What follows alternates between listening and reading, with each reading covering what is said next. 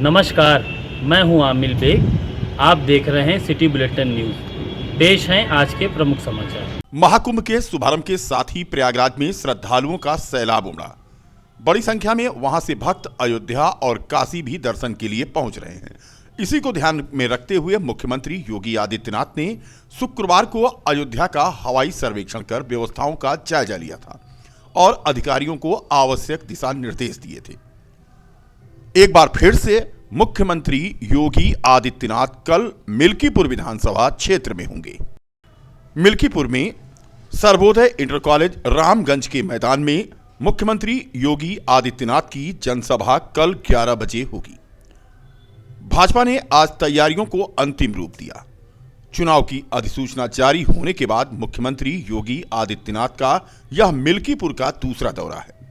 माना जा रहा है कि इसी दौरे के बाद भारतीय जनता पार्टी यह निर्णय ले पाएगी कि वो किस स्थिति में है। सीएम योगी चुनाव प्रचार में अपने 7 मंत्रियों को यहां उतार चुके हैं। मिल्कीपुर विधानसभा और हरनटीनगंज ब्लॉक के आखिरी गांव विजयनपुर में आजादी के बाद भी अब तक कोई विकास कार्य नहीं हुआ। सड़क, न नाली, राशन कार्ड, आयुष्मान कार्ड आदि को लेकर के गांव को लोग आज सड़क पर उतरे और कहा कि वोट नहीं देंगे। गांव वाले इस मुद्दे को लेकर के चुनाव के बहिष्कार की घोषणा कर चुके हैं। गांव वालों का कहना था कि सड़क नहीं तो वोट नहीं। इस उपचुनाव में कई दर्जन नेता प्रतिनिधि गांव वालों को मना रहे थे, परंतु गांव वालों ने उनकी बात नहीं सुनी। गांव वाले चुनाव बहिष्कार करने पर अड़े रहे और आज वो प्रदर्शन कर रहे थे। बता दें कि गांव वालों की मूलभूत समस्या सड़क थी, जिसका आज तक निराकरण नहीं हुआ। दावा है डबल इंजन की सरकार है, लेकिन बावजूद इसके इस गांव में एक सड़क तक जनप्रतिनिधि नहीं बनवा पाए। मिल्कीपुर विधानसभा और हरनटीनगंज का यह पिछड़ा गांव है विजयनपुर। खास बात यह है कि जब गांव वालों ने यहां बहिष्कार की घोषणा कर दी तो सत्ता पक्ष के जो यहां डेरा डाले नेता हैं उनमें हड़कंप मच गया। एक के बाद एक मनाने के लिए गांव वालों को पहुंचने लगे। भाजपा के पूर्व विधायक इंद्र प्रताप तिवारी खब्बू को जब पता चला तो अपने दल बल समेत वो गांव पहुंचे। हमारे खिया कॉलोनी नहीं है, रोड नहीं है सही, औकाव शौचालय नहीं है।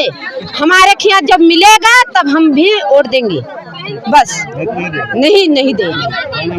हम सावित्री वोट नहीं तो रोड नहीं तो वोट नहीं, लेकिन हमने सबको कोई आवाज नहीं मिला है। मेरा घर रामपुर है और क्या बोलते हैं रोड भी नहीं है। सड़क बनी थी खड़ंजा, वो भी खुद गया है। अब हम लोग कैसे जाएं कैसे आए, न कॉलोनी नहीं है। क्या करें, वोट डालने के लिए हम लोग तो तैयार है, लेकिन क्या करें। अब 2 बार जिताए, अब भी कॉलोनी नहीं मिली है। जो खड़ंजा था वो भी उखाड़ के घर बन जा रहा है। किधर से आएंगे, किधर से हम लोग जाएंगे। एक भी रास्ता नहीं है, 2 चक्का भी लेके नहीं। मांग करे रास्ता का, कॉलोनी आवाज चाहिए हमें। हाँ, राधा कॉलोनी ना आवाज जा गली है। हाँ, हमारा नाम है निशा, हमारा आवाज सुनाई ना। हाँ, इलाज नहीं डर हमारे खेल हाँ मेरे मिल जाए खुला। विजयनपुर गांव के निवासी एक तरफ प्रदर्शन कर रहे थे और कह रहे थे कि विकास कार्य नहीं तो वोट नहीं। सूचना पहुंची इंद्र प्रताप तिवारी खब्बू के पास तो दल बल के साथ वो इस गांव में पहुंच गए। गोसाईगंज से विधायक रहे खब्बू तिवारी की बातों पर गांव वालों ने पहले तो भरोसा नहीं जताया। चुनाव बहिष्कार की घोषणा थी। खब्बू तिवारी ने उन्हें कहा कि चुनाव चल रहा है, ऐसे में पूरा भरोसा हम दे सकते हैं। चुनाव समाप्त होगा तो विकास कार्य का खाका तैयार करके कार्य शुरू करा दिया जाएगा। उनके इस संकल्प पर ग्रामीण आखिर में मान गए और उन्होंने उन पर भरोसा जताया। चुनाव बहिष्कार की घोषणा को समाप्त कर दिया और यहां पर योगी मोदी के नारे लगने लगे। भाजपा को भारी मत से जिताने की बात खब्बू तिवारी ने कही और उन्होंने कहा कि समस्याओं का समाधान करा दिया जाएगा। तस्वीरें आप देख सकते हैं। गोसाईगंज के विधायक रहे इंद्र प्रताप तिवारी खब्बू इन दिनों मिल्कीपुर में डेरा डाले हुए हैं और भारतीय जनता पार्टी की तरफ से रूठों को मनाने का काम कर रहे हैं। अब ये कितना सफल होंगे ये आने वाली 5 तारीख को मतदाता ईवीएम में अपने वोट के जरिए तय करेंगे, जिसका परिणाम आएगा 10 फरवरी को।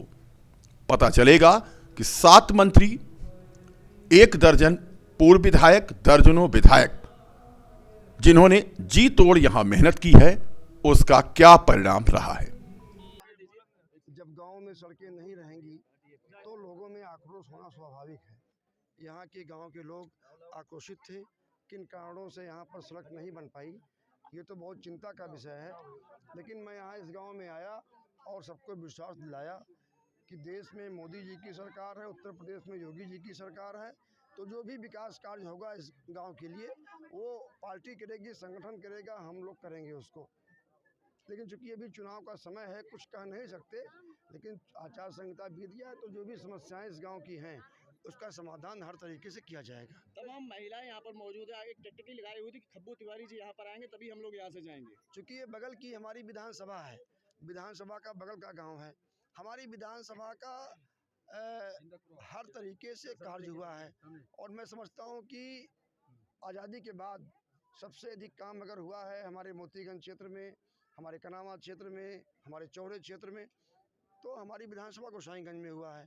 बगल की ग्राम सभा है हमारे विधानसभा की, तो लोगों को एक उम्मीद है, एक आस है कि भारतीय जनता पार्टी का कार्यकर्ता हमारा बेटा हमारे बीच में जब आएगा और उससे हम अपनी बात को रखेंगे तो सारी समस्याओं का समाधान जो भी संभव है वो होगा।